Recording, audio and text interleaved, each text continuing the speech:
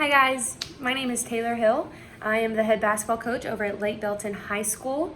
I worked at Riesel 2 years before this job, and so that's where I met Coach Hayden and spoke to him a little bit kind of about what you guys are talking about, and he asked me if I would talk to y'all kind of about my journey and where I've been, and I said absolutely, that sounded exciting. So I hope you guys are enjoying camp. Coach Hayden is awesome.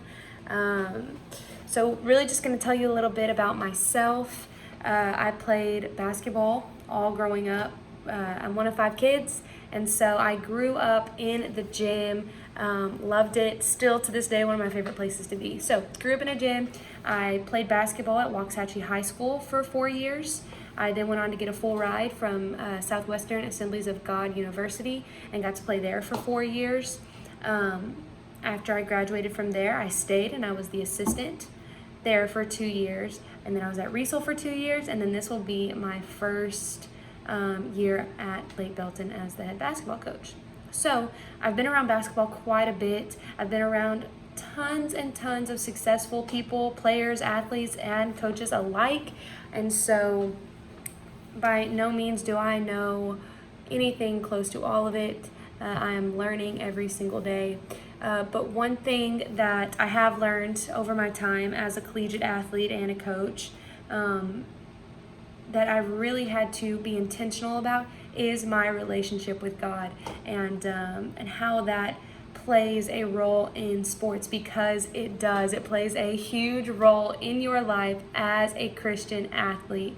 And so one thing I feel like I can relate to you about is I spent hours in a gym, hours and hours and hours. Everyone knows that if you want to be good at something, if you want to perfect your craft, if you want to get that scholarship, whether it's basketball, football, volleyball, whatever it is, you've got to put in the time for it and you've got to work hard for it. And that was me. I spent hours traveling to games. I spent hours in the gym trying to get better. So much so that I felt like I was neglecting my relationship with God for sports.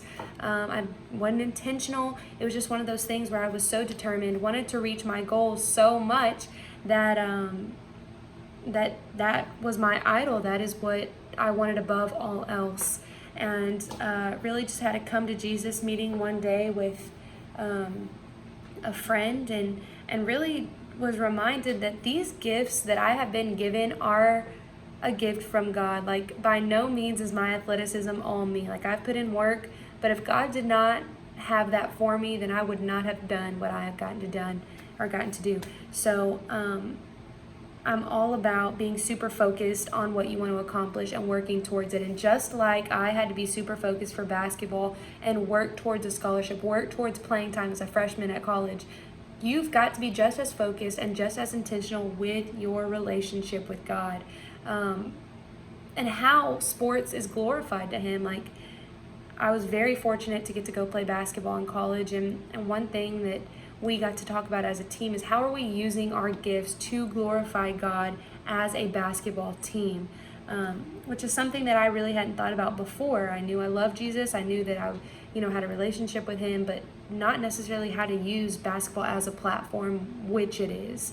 And so really just want to go over a few ways with y'all that I learned how to glorify God as my time as an athlete, and really just use it for the platform it is.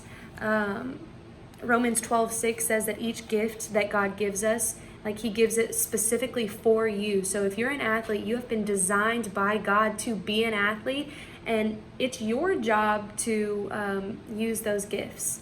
So just a few ways that we can glorify God on a court, on a field, wherever you are. One is how you respond.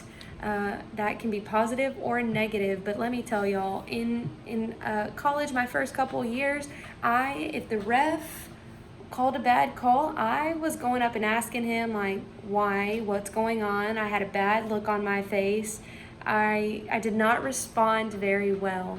And so one thing that I would encourage you to do, whether it's a good call or a bad call, whether you have a good practice or bad practice, whether the coach calls you out and it wasn't your fault, how are you responding to that? How are you looking at it from a positive viewpoint? people do see that. People see how you respond to certain situations, and that really sets you apart. If you're complaining all the time or you're cussing out there when you don't get your way, people see that, and that's not going to point them to Jesus. So really, just encourage you to respond with humility and grace. If something happens that maybe you don't agree with, how you respond in those negative situations is going to say so much more about you and what you believe than your skill level. So one, how you respond, okay? The second one, too, is how you serve others. There's people all around you, on your team, in your house, at school, that you can serve. And a couple of ways that I would do that is encouraging them. I know that doesn't seem like an act of service, but it is. One thing that we don't realize is when people are upset, encouragement from you is going to be so much more impactful than maybe from the coach who had just got onto them. So really, serving others by encouraging them. Serving others by thinking of them before yourself. I would try every time, like when we would go get water, I would try and fill up 3 waters so that the people behind me wouldn't have to do it. Or, when people are coming off the court, I'm handing them towels, or little things like that don't even feel like they are a big deal, really do add up. Like, the best leaders are servants. You've got to learn to serve those around you. And it's not, it can be as simple as, hey, if there's anything you need, let me know. I want to serve you. It's really that simple. The third thing is to thank God in everything before and after. So I really had to get in the habit as a player, like before practices even, just, God, thank you for this talent. Thank you for this ability. Help me to glorify you today in practice.